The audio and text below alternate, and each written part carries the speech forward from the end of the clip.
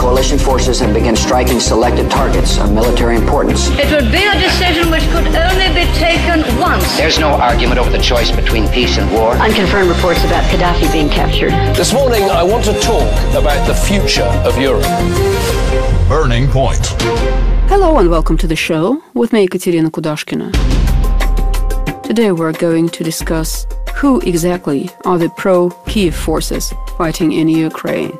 Kiev announced it was sending an elite National Guard unit to Odessa in what the mainstream media has already described as a desperate attempt to halt a spread of the fighting between government troops and a pro-Russia militia.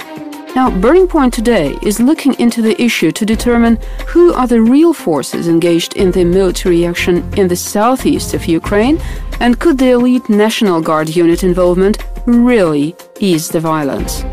Just to remind our listeners, the National Guard of Ukraine was re-established on the 13th of March 2014, less than 2 months ago.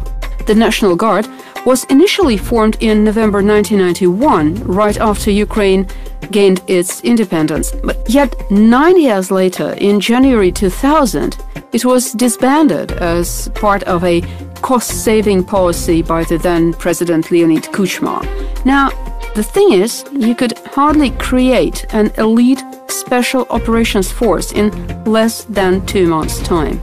In fact, the National Guard of the Kiev junta is therefore made up of the ultra-rightist and neo-Nazi units, which used to be very active in Maidan.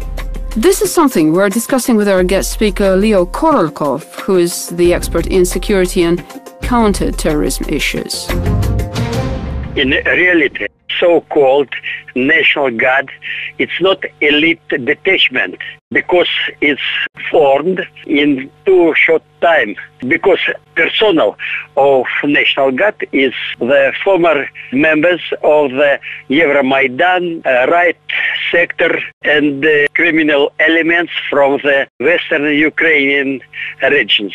But nevertheless, it's the fundament of the Kiev government circles, because 8 ministers in the so-called government is ultra-nationalist members, like Parubi, Magnitsky, Avakov, the Minister of Interior. It's not real soldiers, but their methods, it's near usual criminal elements. But they have enough rifles, which they take from the arsenals of Ukrainian army. Besides that, there are such differences between armed forces of Ukraine and so-called National Guard. You're saying that the National Guard is, in fact, a team of those ultra-rightist and neo-Nazi activists. Where did they receive their training? It's difficult to appreciate exactly in modern situations now in Ukraine. They are backed by the whole Ukraine army's forces potential. But different of that, National Guard, nothing more than not so qualified armed forces. Dr. Korolkov, now I have another question, and that is, when we're looking at what's going on in Odessa, who are the real forces engaged there? Because it seems that those guys, which is the so-called National Guard of Ukraine, are not as professional. Are there any professionals engaged? In events, tragic events in Odessa, participated so-called ultras, football ultras, but in reality it was members of so-called battalions, territorial battalions, which formed in Dnipropetrovsk region, in Zaporozhye region, and the other Vinnytsia region. And they were participated in Odessa events. They backed so-called ultras because they were armed enough to defeat anti-Maidan forces.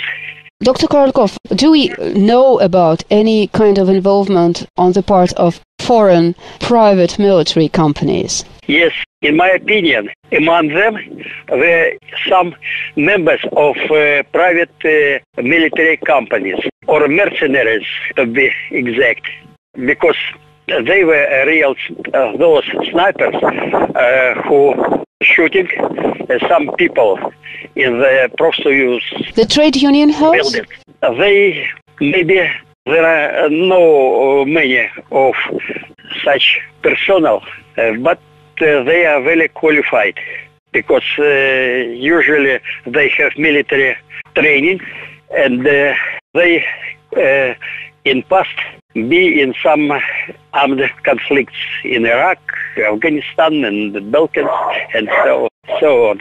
So, just to sum it up, Dr. Korolkov, do you think that when Kiev is saying it is sending those so-called National Guard units to Odessa, is it going to really help to ease the violence, or is it creating additional violence? As I said, to appreciate the whole details, you need to be in Odessa, because there were controversial opinions about from the beginning of the events, their very tragic endings. But many witnesses and movies and photo documents are rather fundamental. Sir, thank you so much. Just to remind you, that was Leo Korolkov, Russian expert in security and counter-terrorism issues. This is Burning Point. We're looking at who exactly are the pro-Kiev forces fighting in Ukraine.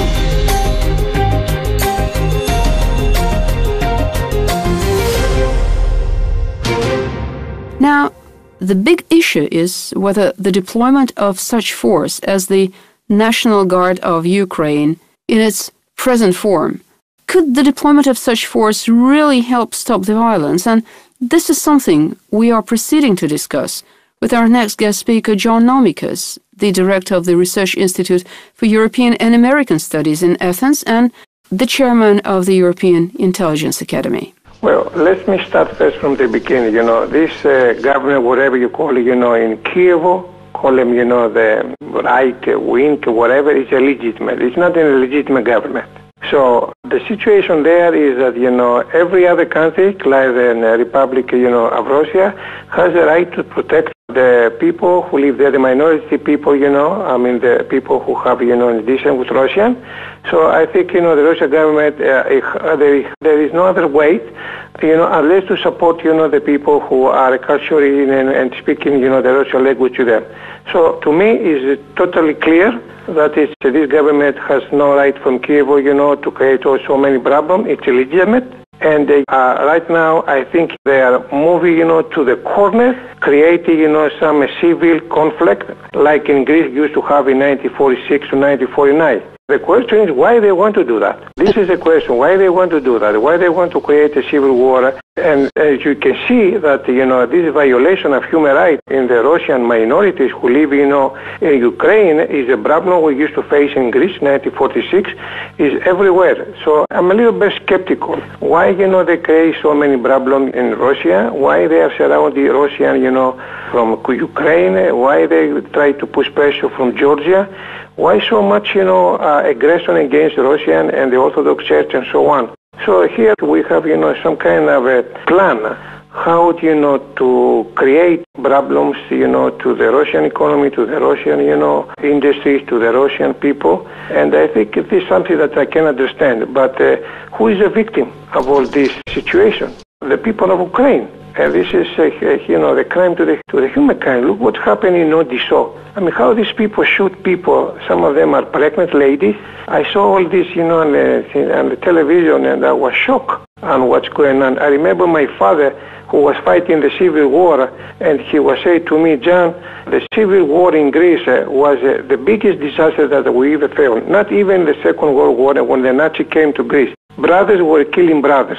So the same situation happened in Ukraine, and I remember my father's words, how bad it is, to have people It doesn't matter if they are from Ukraine, if people from speaking Russian, if people speak Greek. The Greek community in Ukraine, I mean, they have the same problem, as the Russian community. Why this the fascist and the Nazi party, in the, I don't know how they call me, right wing, which is not legitimate to have a government, creates so much problem. I mean, any other country, including Greece, including the United States, including any member of the European Union, should act to protect the minority. But I don't understand why, this illegitimate government tries, to push things to the corner. I think there's some things behind them. Dr. Nomicus, it looks, at least on the face of it, that this government is following orders, and the orders, unfortunately, come from the United States, because every visit by a high U.S. official has been followed by a surge in violence. Well, Catherine, let me tell you something. You know that I study in the United States, I live in the United States, and the point is that there is one thing that I cannot understand. I talk to a lot of professors, to a lot of colleges, to a lot of friends, and we come to the end. We don't understand why so much, support coming from the United States on these particular issues, like the geopolitical situation in Ukraine. I expected the United States to find a way to collaborate with Russia to stop the fire, because here what we see is another Cold War is coming back, and so much pressure on a country that has all the time and all the reason to support, the Russian minority there. I mean, this is something I don't understand, I don't understand why the people in the United States and the European Commission is having this kind of a hypocritical, to me it's hypocritical, like I said in the last interview, this kind of a hypocritical, support towards, to this crime that take place right now in Ukraine, which is a humankind crime. I mean, okay. And I think, the president in the United States should think twice how to stop the fire and not how to create a civil war. Who's winning from the civil war? I know the victims are the Ukrainian people, regardless, of the cultural affinity they have with Russia, with Greeks. I heard a lot of things here in Greece about Greeks who live in Ukraine, and they want to come to Greece. Why they have to come to Greece? That's their home there. It's like, the Jews who try to escape, from World War II to go to Israel. This genocide is impossible.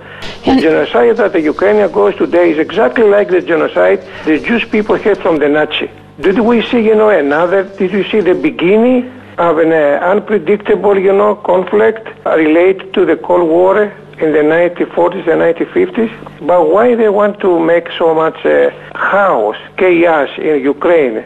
What do they expect from them? The people, you see people died, you see people, lose their home, lose their families. Everyone, is in a desperate situation now. Why they do that?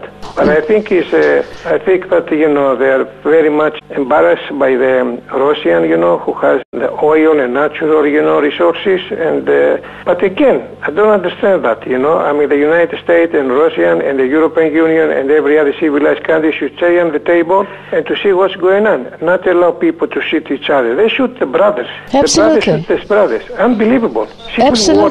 Absolutely. But when we're trying to somehow convey our position, when we're trying to show facts, it appears that people just wouldn't want to listen. Exactly. That's why I said I don't understand why they don't go to the negotiation. I don't understand. Okay, let's say that the European Commission has a special role to play. Where? Why the United States, is supporting this kind of conflict? They should stop it immediately. Because now the Ukrainian problem is going to have impact on the world. I mean, what's happened today in Ukraine, it might happen tomorrow in Thrace, in Greece, between Greece and Turkey. It might happen in Basca. It might happen everywhere. So the question, Catherine, to be honest with you, because I'm always honest with you, what do they want to win from this chaos in Ukraine? It's not just a conflict, it's behind the conflict. True. People don't want to negotiate. This is the problem. They want to go to the corner. Why they want to the corner and to create chaos who is going nowhere? People just lose their lives. As simple as it can be. True. Sarah, thank you so much. And just to remind you, that was John Nomicus, the director of the Research Institute for European and American Studies in Athens and the chairman of the European Intelligence Academy. Well, and this is something we are really going to look into in our future editions. Meanwhile, with this huge question mark, we now end this edition of Burning Point, brought to you by me, Ekaterina Kudashkina. Thank you so much for staying with us. Goodbye, and take care.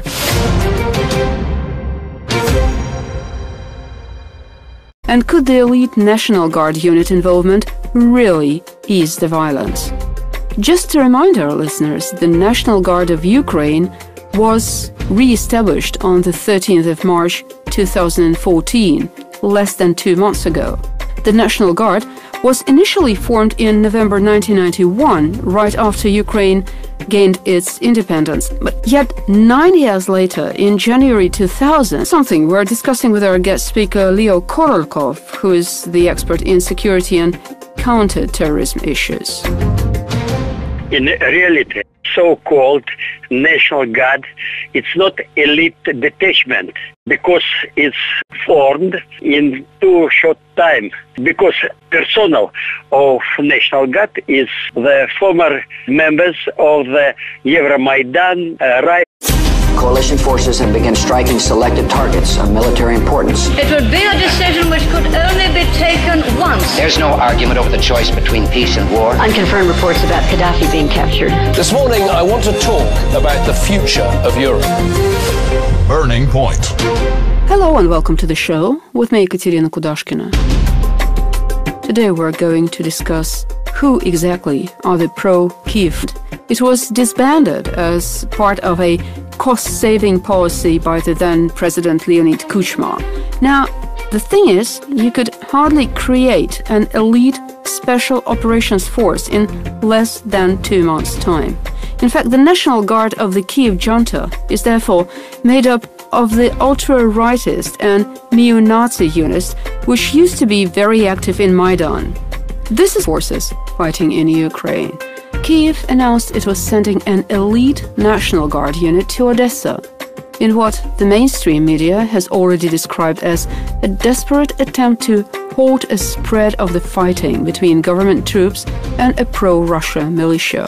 Now, Burning Point today is looking into the issue to determine who are the real forces engaged in the military action in the southeast of Ukraine